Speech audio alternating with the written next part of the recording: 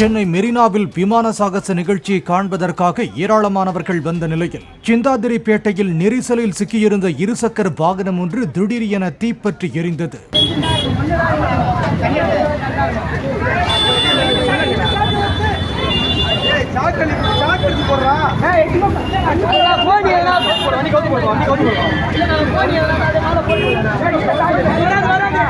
தண்டையார்பேட்டையைச் சேர்ந்த ஜான் என்பவர் சகோதரியுடன் சென்ற பல்சர் பைக் திடீரென பற்றி எரிந்த நிலையில் இருவரும் உடனடியாக கீழே இறங்கினர். தீப்பற்றியதற்கான காரணம் தெரியாத நிலையில் அண்ணா சதுக்கம் போக்குவரத்து புலனாய்வு பிரிவு போலீசார் விசாரணை நடத்தி வருகின்றனர்.